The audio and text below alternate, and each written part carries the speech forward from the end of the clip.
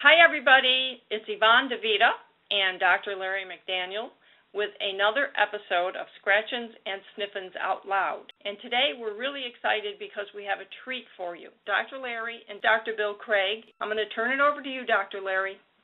You know, one other thing I'd like to talk about is how things are these days. It's kind of a change from when I was in practice, and it might be very interesting for someone like Virginia. So it's a little bit of a departure from the day in the life discussion, but it's more about how practice is these days in the U.S. And, you know, Bill, you've given an example of where you had a freestanding hospital and where you had, you know, you were the owner or the part owner and you had a partner in the business and the two of you ran the hospital. I know that there are a number of situations now where there are large group hospitals, and it's very typical for a young veterinarian to come out of school and join a large group practice, and you know, where they're basically an employee. And I'm wondering if maybe you can give us any insight into that type of a practice. You know, how, you know, a young woman entering the profession, what her first job might be like, what she might expect in terms of working conditions, that kind of thing. Do you have any insight into that? Sure.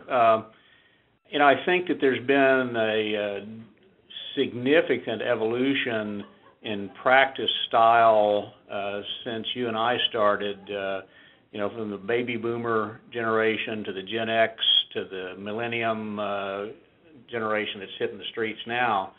The personal lifestyle goals have changed. You know, when you and I first started in practice, we thought that a 60-hour work week was a part-time job. And nowadays, people are more interested in other aspects of life, you know, actually having a life other than spending every waking hour glued to the veterinary hospital.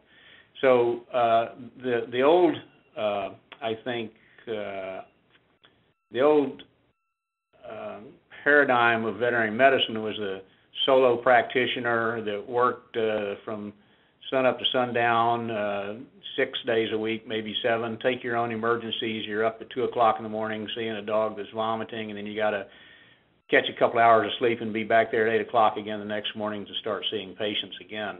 And it really takes a toll on your physical well-being as well as your family life.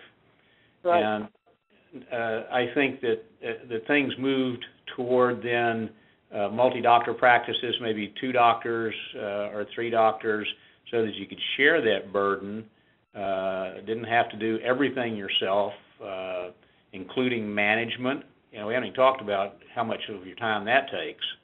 All we talked about is practicing medicine, seeing patients.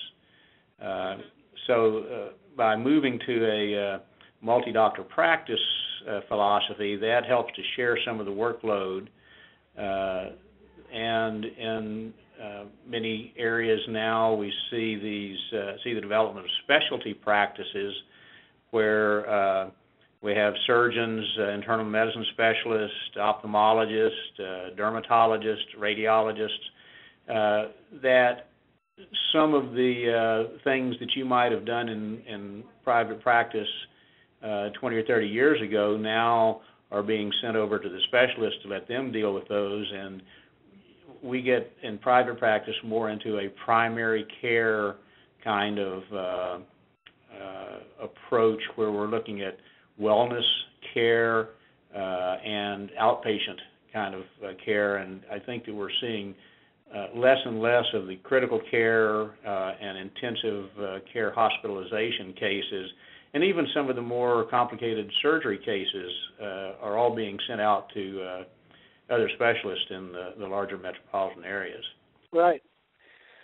Well, okay, so I think that's a great insight.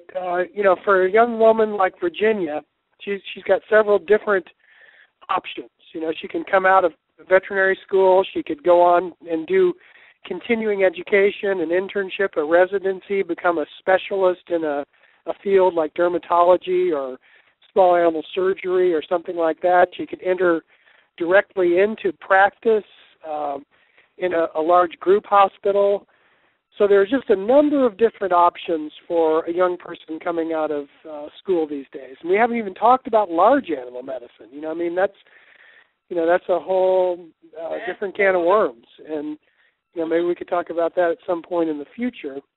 Or mixed practice, or horses, cows, what that involves. But there's one other thought that I would throw out there.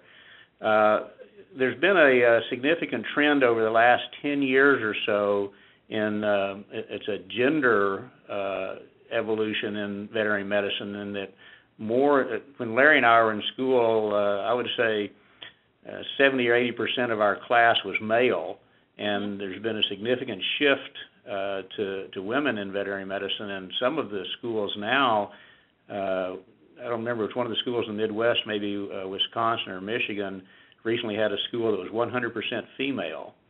So wow. There's been a big change in that direction.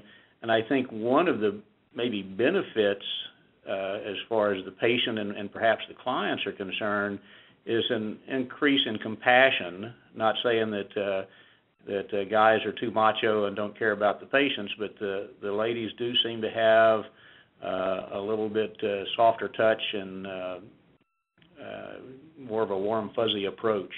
And that, I think, is that important. way. I will say that. And a lot of I don't know if this is a gender issue, but a lot of people now coming out of veterinary school do go into practice, as Larry mentioned, as an associate or an employed veterinarian working for a practice owner, and seem to want to stay in that position, not get involved in the management and the ownership, because that creates a lot of headaches, whereas as an employed veterinarian, they can see patients, which is what they went to school for. Very good point. Okay, thank you both. I hope anyone listening has any questions will write in, and we'll be happy to have either Dr. Larry or Dr. Bill back on to answer those questions. So this is another episode of Scratchins and Sniffins Out Loud.